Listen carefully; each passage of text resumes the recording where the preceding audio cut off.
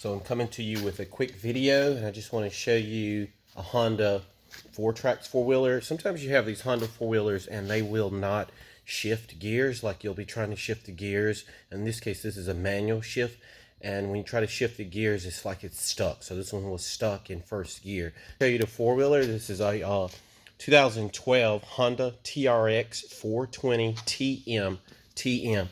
So I have the motor removed. You see, I got the motor removed. Removing the motor was not really that difficult. So anyway, here's the motor on the table. So when this motor sits inside of the four-wheeler, this is the side you see from the left side of it. So this is the front of the motor, and this is the rear of the motor. So when you're having shifting issues, you only want to take the front off. You do not ever have to take the back side of it off. So I'm going to show you another one that's on the table just so you can understand better what I'm saying.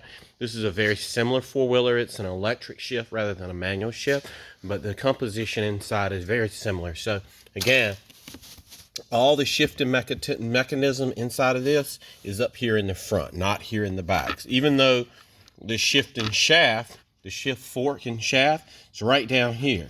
Some people think, oh, all the shifting mechanism is going on back here in the back. But the front crankcase housing is where all the shifting mechanism is. If you having any kind of issues with it shifting, do not remove this side, remove just the front side. Okay, so let's go back over here to where this engine is. This is the one that has been removed. I removed both sides, so I did both sides. You can see this is the rear crankcase housing to the engine. And this is the front right here. It's really not that difficult. There's some varying lengths in these screws, so just pay attention. All I would do is just get a Sharpie or a marker and just put an L on the screws that were longer. There's like 2 or 3 that are longer, and the same over on the rear housing. But other than that, you have to pay attention to some washers. So there's a large flat washer that goes right here on this drive pinion. That's one washer right there. Don't think there's no other washer on this side here. And then when we move over onto this side, you have to just really be careful with this shift plate. This plate here is under tension. It's got 4 springs on it. Fortunately, they made these screws long enough to where they are able to grab the threads without you using a special press or something to get it in. So you actually can get that in. But if you're having shifting issues with this engine, again, this is the front of the engine. This shift plate right here is usually the culprit. The screw will either work loose, the spring will break, something will be going on with this. So if you can see it better, this whole mechanism right here is just notorious for either coming apart. Let me see if I can come over on this side. I want to show you another little piece that gives a lot of people problems. This piece here, that little piece, that also gives people problems. Sometimes that spring will break. It has like a little cam roller on it that will sometimes get bent. There's just a lot going on there. So just wanted to give you kind of a starter tutorial on how to disassemble this engine. You don't need to be going in here splitting this half. That's where you catch the devil at. Don't do that.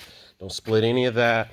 In order to get this motor out, I'll also tell you it was better to just take this valve cover off. It's not like you lose the timing or anything when you take this valve cover off. That's just simply because over here, it would not clear the frame. When I tried to tilt this motor out, it would literally hit up at the top of the frame. It was so much easier to just remove this extra almost 2 inches off the top of the engine, and it's able to just roll over on its side and get it out. So thought I would just give you some pointers. I got another one I'm going to do that's on this table. It has this somewhat the same shifting issue. We're going to do that one, and I'll try to do it from start to finish on it. But I really just see that this one right here is, I've just completed it today. It had some problems inside of here, and it should be ready to reassemble. Hit subscribe on my videos. It really helps me. It helps incentivize me to make more content. So hope you have an amazing day. Thanks for watching.